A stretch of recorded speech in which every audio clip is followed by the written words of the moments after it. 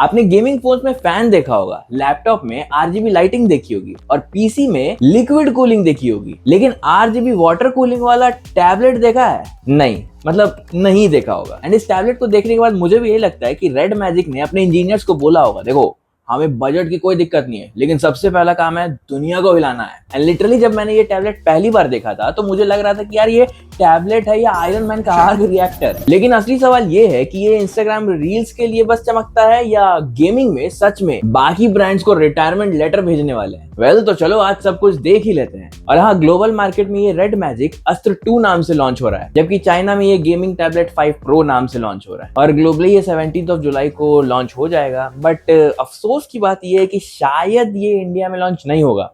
Cheating करता है तो। लेकिन अगर ये इंडिया में लॉन्च होता है तो सबसे पहले मैं ये न्यूज आप तक पहुंचा दूंगा, इसलिए चैनल को जरूर सब्सक्राइब कर लेना अगर नहीं किया है तो। एंड टैबलेट में ऐसी ऐसी चीजें हैं मैं तो एक्सपेक्ट कर ही नहीं रहा था, एंड मुझे लगता है कि आपने भी एक्सपेक्ट नहीं किया होगा जो अभी मैं बताने वाला हूँ, बिकॉज इसमें बहुत जबरदस्त सी चीजें। आगे देखते रहो, मैं बताता हूँ आपको क्या क्या चीजें हैं। चलो तो सबसे पहले हम डिजाइन की बात करते हैं। इसके पीछे जो transparent RGB water cooling system दिया गया है ना, कसम से बता रहा हूँ जब मैंने पहली बार देखा तो मुझे लगा कि ये कोई कूलेंट नहीं है, इसमें कोई इलेक्ट्रिसिटी दौड़ रही है। एंड जब आप इसको फर्स्ट टाइम देखोगे तो ये आपको लगेगा कि ये चार्ज हो रहा है, फिर बाद में पता चलता है नहीं भाई ये चार्ज वार्ज नहीं हो रहा है, ये स्टाइल मार रहा है। आरजीबी भी एक नहीं है, अलग लाइटिंग जोन्स है, अलग लाइटिंग इफेक्ट्स है, अलग ब्राइटनेस है। मतलब अगर आपका गेम प्ले भी सही नहीं जा रहा हो लेकिन आपका रूम का एस्थेटिक नहीं बिगड़ेगा। और ऑनेस्टली आजकल जो कंपनीज कैमरा के अराउंड रिंग लाइट लगाकर सोचते हैं कि ये प्रीमियम है, भाई एक बार आप इसका डिजाइन देख लो, ये होता है प्रीमियम डिजाइन। और हाँ, सरप्राइजिंगली ये कोई फेक एनिमेशन नहीं है। अंदर एक्चुअल में लिक्विड कूलिंग सिस्टम का पाथ विजिबल है जो मदरबोर्ड से हीट ट्रांसफर करता है। मेरी मानो तो भाई लुक्स के मामले में तो बाकी एंड्रॉइड टैबलेट्स इसके सामने एनपीसी लगते हैं। कमेंट सेक्शन में आप मुझे बताओ कि आपको इसका डिजाइन कैसा लगा। एंड अगर आपका कोई दोस्त आईपैड यूज करता है तो उसको ये वीडियो जरूर शेयर करना, थोड़ी रियलिटी चेक तो उसको मिलनी चाहिए। चलो तो अब बात करते हैं पोर्ट्स की। एंड यहाँ पे रेड मैजिक ने थोड़ा सा अलग गेम प्ले किया है। आपको एक USB-C शॉर्ट साइड पर मिल जाता है और एक एज साइड पर, लेकिन ट्विस्ट ये है कि जो साइड वाला USB है वो सिर्फ 2.0 है। मतलब gaming accessories, keyboard, mouse, controller, bypass charging सब मस्त चलेगा। लेकिन अगर डिस्प्ले या मल्टीमीडिया आउटपुट यूज करना है तो आपको मेन पोर्ट ही यूज करना पड़ेगा। मतलब कंपनी बोल रही है कि हम कन्वीनियंस तो देंगे लेकिन आप थोड़ा तो एक्सरसाइज करो। एंड अच्छी बात यह है कि गेमिंग करते वक्त केबल बीच में नहीं आती, और जिसने चार्जिंग केबल के साथ पबजी या फिर कोई भी गेम खेला होगा तो वो इस बात को समझ रहे होंगे बिना ज्यादा एक्सप्लेन किए हुए। अब अगर कैमरा की बात करें तो पोर्ट्रेट में कैमरा साइड में दिखता है, लेकिन अगर आप लैंडस्केप मोड में चाहते हो तो कैमरा बिल्कुल सेंटर में पड़ता है। एंड ऑनेस्टली गेमिंग टैबलेट में इसी ओरिएंटेशन का ज्यादा यूज होता है। आपका वीडियो कॉल बेटर हो जाता है, मीटिंग अच्छा हो जाता है, और जब मम्मी का अचानक से कॉल आ जाता है तो आपका आधा फेस कटता नहीं है। चलो तो अब चलते हैं मेन हीरो की तरफ, वाटर कूलिंग। बहुत लोग यही सोचते हैं कि वाटर कूलिंग का मतलब टैबलेट ठंडा हो जाएगा, जो कि सच भी है, लेकिन ये फ्रीज नहीं बन जाता है। देखो, लिक्विड कूलिंग का मेन काम यही होता है कि हीट को एक जगह पर जमा नहीं होने देना। मतलब अगर घर का सारा काम आप अपने करते हो, जैसे झाड़ू लगाना, पोछा लगाना, बर्तन धोना, कपड़े धोना, सब कुछ अपने से, तो आप थक जाते हो या फिर आप बीमार पड़ सकते हो। लेकिन अगर आप यही सारे काम को घर के सारे मेंबर्स में बांट देते हो कि आपको ये करना है, आपको वो करना है, तो क्या होता है कि सारे काम बट जाते हैं एंड सारे काम आराम से हो जाते हैं। एग्जैक्टली वही काम कूलिंग सिस्टम करता है, हीट को पूरे बॉडी में स्प्रेड कर देता है। इसलिए हॉटस्पॉट कम होता है और प्रोसेसर ज्यादा देर तक के लिए परफॉर्मेंस दे पाता है। अब बात करते हैं परफॉर्मेंस की, और कसम से जो रेड मैजिक ने यहाँ किया है ना, वो थोड़ा सा इलीगल लगता है। Snapdragon 8 Elite Gen 5 red core R4 chip, liquid cooling, और आउटपुट तो दोस्तों सीधा मॉन्स्टर लेवल। स्ट्रेस टेस्ट में भी इसने इतना एग्रेसिव परफॉर्मेंस किया है ना कि लेनोवो लीगन और रेडमी दोनों ही पीछे रह गए हैं। मतलब झुके रहना पड़ेगा मेरे आगे। लेकिन एक कैच भी है, अब इतना पावर का मतलब है कि हीट भी जबरदस्त होगी। अब इसका जो एक्सट्रीम स्ट्रेस टेस्ट हुआ था उसमें मदरबोर्ड के अराउंड का जो एरिया था वो 70 डिग्री सेल्सियस के पार जा चुका था।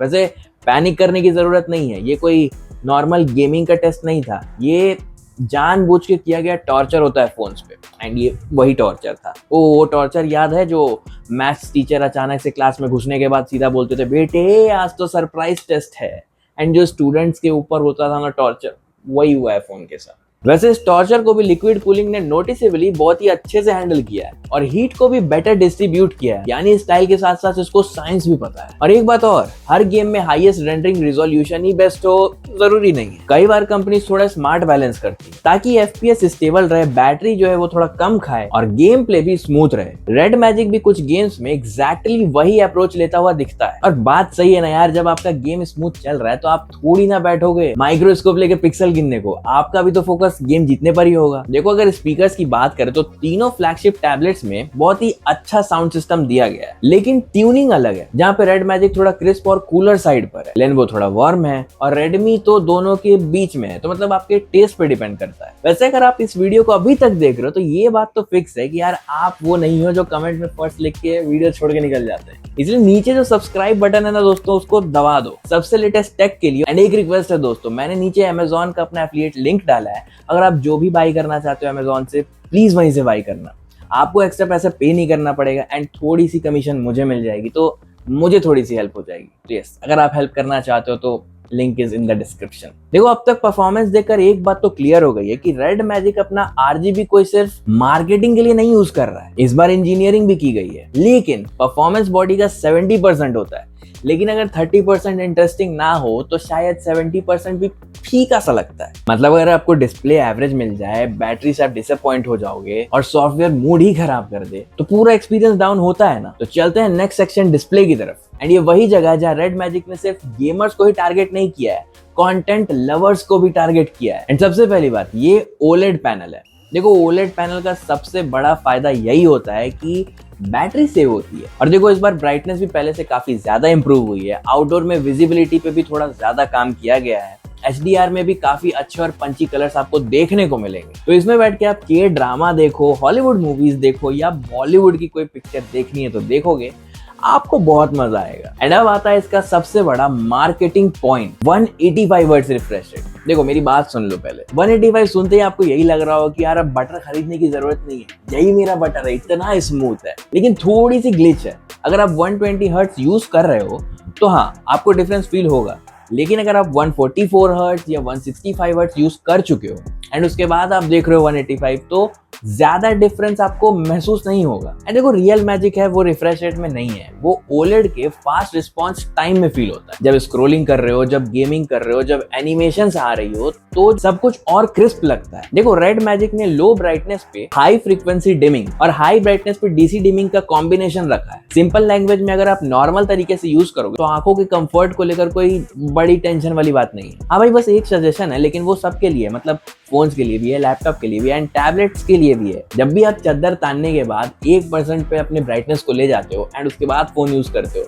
तो भाई इसमें कोई भी डिवाइस की गलती नहीं है, इसमें आपकी गलती है। एंड हाँ, आप पूरे दिन भर तो स्क्रॉल कर ही रहते हो, तो आपको रात में स्क्रॉल करने की जरूरत क्या है भाई? फोन रखो, बंद करो एंड सो जाओ। देखो अगर टच रिस्पॉन्स की बात करें तो गेमिंग टैबलेट होने के बाद अगर आपको टच का रिस्पॉन्स सही ना मिले तो काय का गेमिंग टैबलेट पे। थैंकफुली यहाँ पे टच रिस्पॉन्स काफी फास्ट मिलेगा आपको, गेम कंट्रोल रिस्पॉन्सिव फील होंगे, बटन आप जैसे ही प्रेस करोगे आपको रिएक्शन मिल जाएगा। एंड ऑफ कोर्स अगर आप BGMI खेल रहे हो, COD खेल रहे हो या कोई भी गेम खेल रहे हो तो ये चीजें काफी मैटर करती हैं। देखो अगर बैटरी की बात करें तो मार्केट में कुछ ऐसे टैबलेट्स हैं जो 9000 mAh या उससे ज्यादा भी प्रोवाइड कर रहे हैं, तो आपको ऐसा लग सकता है या हो सकता है कि इसमें बैटरी थोड़ी सी कंप्रोमाइज लगे आपको। 8300 mAh की इसमें आपको बैटरी मिलती है। एंड बात सीधी है, रेड मैजिक ने अपने बैटरी को कम करके कूलिंग और इंटरनल लेआउट पे ज्यादा फोकस किया है और ऑनेस्टली फास्ट चार्जिंग भी काफी फास्ट है, तो प्रैक्टिकल यूज में बैटरी इतनी बड़ी इशू नहीं है। एंड हाँ, जहाँ पे आपको सारी चीजें एक साथ मिल रही हैं और आपको बैटरी थोड़ी सी कंप्रोमाइज करनी पड़ेगी तो आई डोंट थिंक कि आप इसको इग्नोर करोगे। वैसे अगर आप वो इंसान हो जो अपने फोन को मंडे को चार्ज करता है और सोचता है कि यार फ्राइडे तक तो चार्ज ही नहीं करना है, कैसे कैसे लोग रहते हैं यार यहाँ पर। ऐसा तो कोई नहीं सोचता होगा, लेकिन अगर आप सोचते हो तो भाई आपके लिए ना कोई फोन बना है, ना कोई टैबलेट बना है, ना ही कोई लैपटॉप बना है। क्या मतलब, मैं वीडियो बनाते बनाते अपने मन की बात कर लेता हूँ।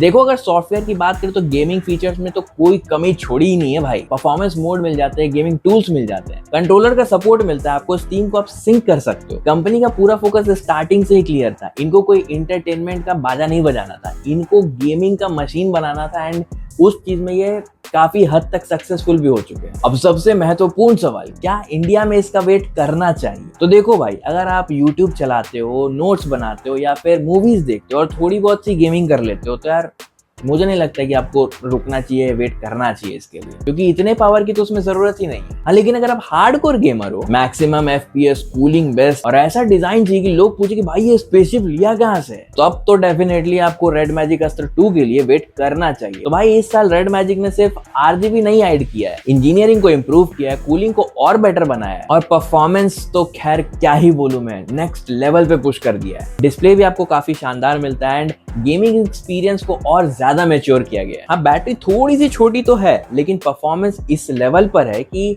ये वाले कॉम्प्रोमाइज को लोग खुशी खुशी एक्सेप्ट कर लेंगे। देखो, मेरे तरफ से ये एंड्रॉइड गेमिंग टैबलेट में इस वक्त स्ट्रॉन्गेस्ट कंटेंडर्स में से एक लग रहा है। बाकी आप बताओ, अगर ये इंडिया में लॉन्च होता है 55 से 65,000 के बीच में, तो क्या आप इसको बाई करोगे? बाकी आप बताओ यार कि आपको कौन सा फीचर इसका सबसे ज्यादा नेक्स्ट लेवल पे लगा। और हाँ, अगर आपका कोई दोस्त है जिसको अभी भी लगता है कि आईपैड गेमिंग का पप्पा है, तो उसको ये वीडियो जरूर शेयर कर देना। दोस्ती भी बनी रहेगी और नॉलेज भी थोड़ी बढ़ जाएगी। चलो, तो मैं मिलता हूँ आपसे नेक्स्ट वीडियो में।